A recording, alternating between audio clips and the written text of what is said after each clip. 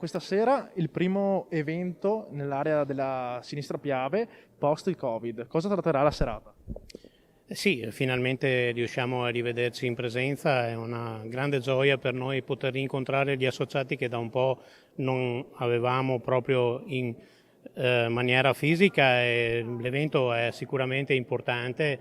Abbiamo organizzato questa serata che parlerà della denominazione Prosecco in tutte le sue connotazioni. Questo perché? Perché per noi è importante la sinergia, un lavoro di sistema che valorizza sì un prodotto e un'attività che è quella agricola, ma essenzialmente valorizza un territorio che è il vero motivo per cui tutti dobbiamo fare squadra e portare avanti con grande determinazione quella che sarà la carta vincente di un futuro non così distante, soprattutto e anche in conseguenza di quella che è stata il recente riconoscimento delle colline dell'UNESCO. I propositi sono quelli che la vendemmia sia sicuramente favorevole, visto che l'annata è stata particolarmente difficile, soprattutto dal punto di vista climatico.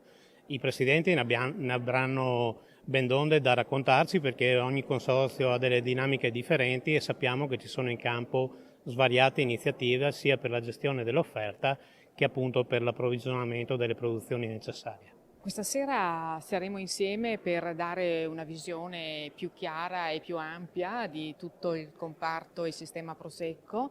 Credo che sarà importante anche perché ci sarà un confronto dei dati che poi insomma oggi sono anche quelli un pochino di previsione sulla vendemmia, e quindi credo che potrà essere un confronto costruttivo per poi ripartire anche con il nostro lavoro del consorzio del Conegliano Valdobbiadene.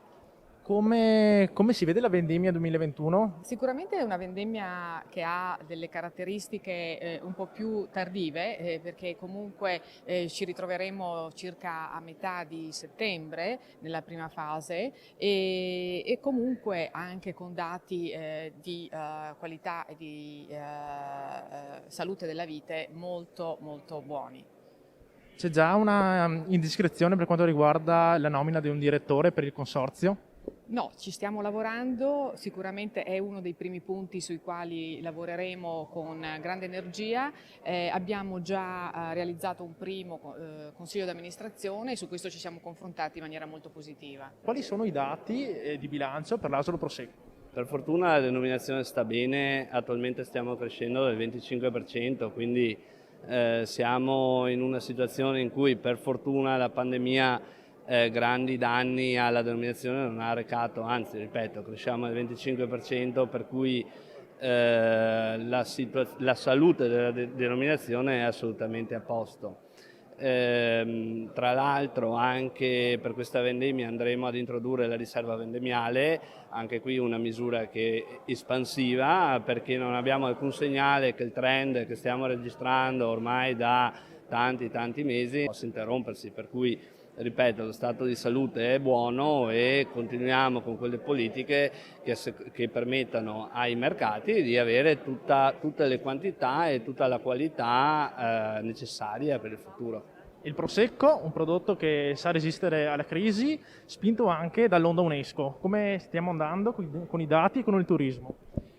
Senza dubbio la produzione è una produzione importante. Noi sappiamo che nell'area Prosecco abbiamo circa 5,5 milioni di quintali, quindi rappresenta oltre il 50% delle produzioni di DOC e di OCG. Quindi capiamo che il Prosecco da questo punto di vista è trainante.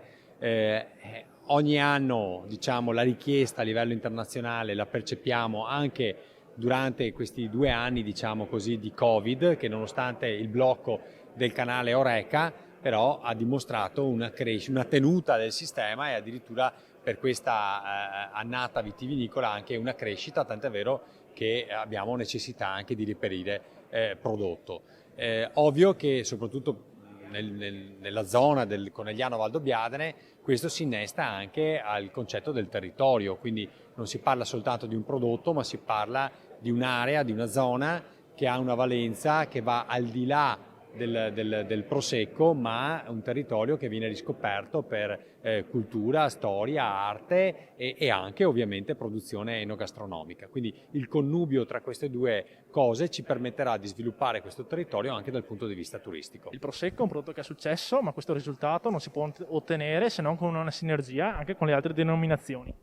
Questo è importantissimo, deve essere un lavoro di squadra con le altre denominazioni, ma è un lavoro di squadra che viene svolto anche con le associazioni di categoria. Questa mattina è l'ultimo dei tavoli che abbiamo fatto a livello interregionale con le associazioni di categoria. Il successo non è di qualcuno, ma è veramente di una squadra che ha un obiettivo, che è quello di dare futuro a questo successo che ci ritroviamo per fortuna nel nostro territorio.